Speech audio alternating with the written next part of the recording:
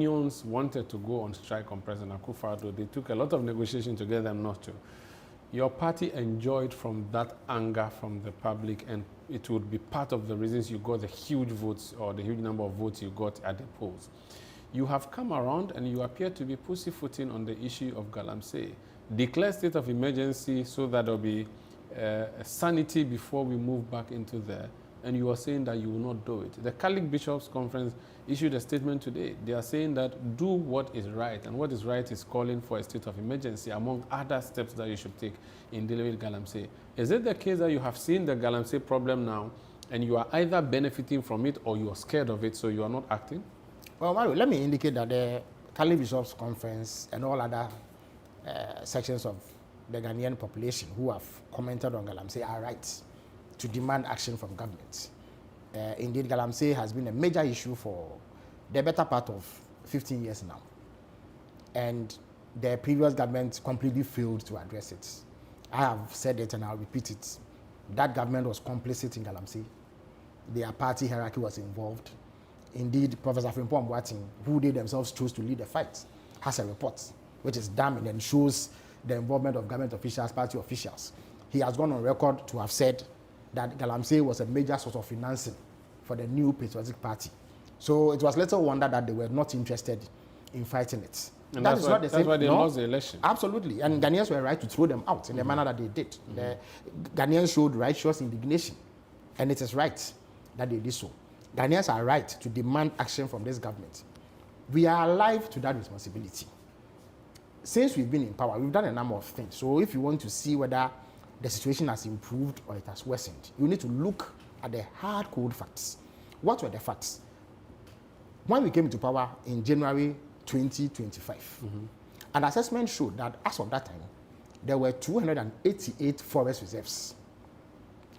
Out of these 288 forest reserves, Galamsey threatened 44 of them. In other words, there was some Galamsey activity in 44 of them. 9 out of those 44 had been completely taken over by armed gangs who were doing as they pleased and superintending Galamsey on a massive scale. Now, what is the situation? The situation now is that all the 9 forest reserves have been repossessed by government through the Galamsey Task Force. All 9 forest reserves, where are they located? I can give you a list. Okay. But it is a matter of public record. There's no dispute about it. Okay. They have been taken over by government again. Of course, you do know that once that is done and the task force moves, some unscrupulous elements try to go back, but we are still pursuing them. So those 9 are no longer under the control of these armed bandits who were doing Galamsey. So if you have a situation where at the beginning of the year, 9 forest reserves were under the control of armed bandits who were doing Galamsey, and now that is not the situation, that is a clear improvement. Now the larger 44 have also seen some increased activity by government to ensure that we flush out these elements. But of course, we will be the last to say that Galamsey has been overcome. It has by no means been overcome. There are still people who are doing Galamsey, and we are going after them. Now, how have we done this? Now, we formed what we call the National Anti-Illegal Mining Operations Center, NIMOS, which brings together all the stakeholders who are playing a role in fighting Galamsey. So the military, the police, other technical personnel, what have you. So that it becomes a coordinating center, so that the fight is properly structured, because there were disparate groups, all of whom worked towards a common objective. But every now and then you hear reports about excesses and abuse. There were every reports of extortion and all that. In order to gain control of the situation and ensure that the fight is coordinated, NIMOS has been set up. So that gives you a structure that forms the foundation upon which you move against Galamsey. Number 2, what are the tangible outcomes?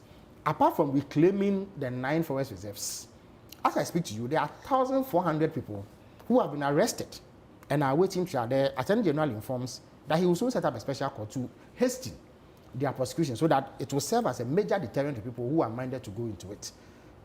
Umaru, over 440 excavators have been seized, some of which have been destroyed. You recall that under the MP, when excavators were seized, we were told that they had been stolen and shared amongst party people. We cannot account for them, but that is not the case today. 300 shamfans, and you know what shamfans are?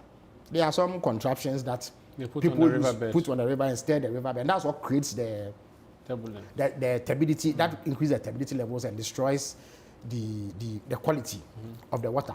300 of those equipment have been seized many of them destroyed. And in fact, there are efforts to dechemicalize the water. In other words, put in material that would ensure that we reverse the deterioration in quality. In addition to this, 900 water pumps that these Galamseyers used have been confiscated. In fact, only last week, the Agric Minister shared this for farmers to use to irrigate their lands, water their lands. So this has been done. We also noticed, upon assumption of power, that there was an unusual influx of excavators. The records show that we now have about 200 excavators imported into Ghana every day. So we said no, this must be looked into. Excavators in themselves are not designed to be used for illegal mining. They are construction equipment. So there are legitimate construction firms that import these for their business. There are also legitimate companies involved in lawful mining who use this equipment. But there are unscrupulous people who import them and use it for this nefarious Galamsey activity. So what did government do? We said, no, we are now going to impound it and find out whether indeed these excavators are being imported for legitimate purposes. So indeed, in the last 8 months or so, 2 months, just 2 months, we impounded 1,300 excavators. It took up a large tract of space at the ports. So on 22nd August, GPHA put out a notification that they were going to move these excavators to decongest the port so that containers can have space to be packed. Some of your colleagues in the media reported this as though at midnight, Galamseyers were being allowed to clear these excavators to go and engage in Galamsey. And that's what has added to this latest round of public brouhaha. But it was false reportage. There you go. GPHA put out clear notification. In fact, I invite your crew to go to Burma camp. I can facilitate that.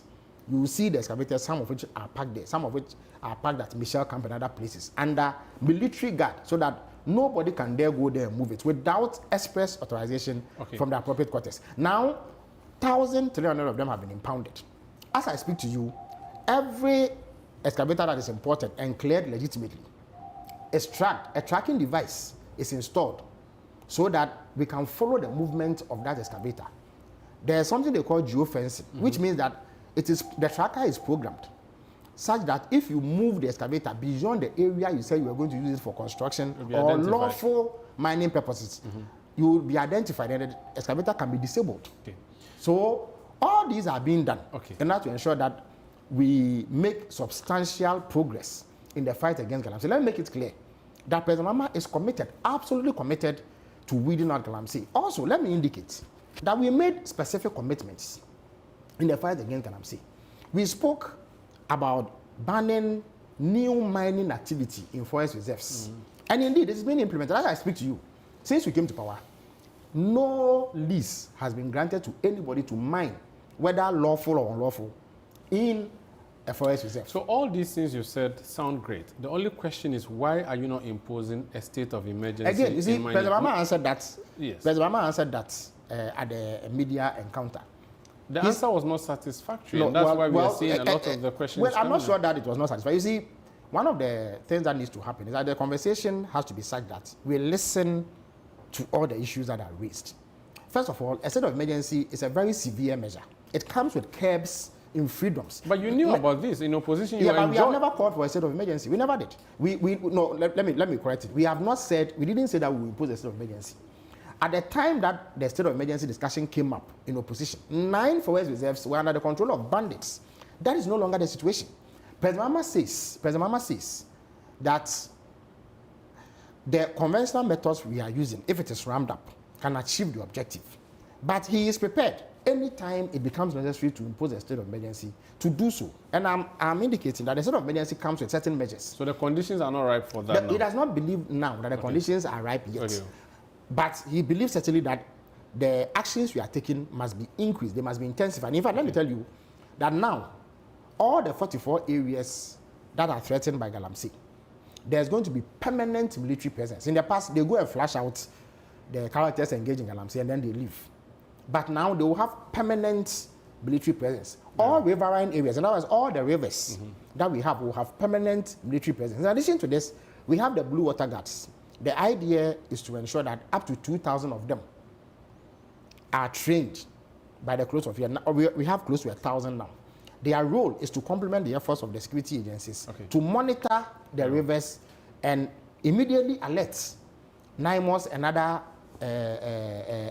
entities involved about the presence of these people so that action can be taken. Yeah. It is through their agility and alertness that the 300 champagnes have been seized and destroyed. So a lot is happening. Okay. We take on board the criticism, we take on board the demand for improved action, we take on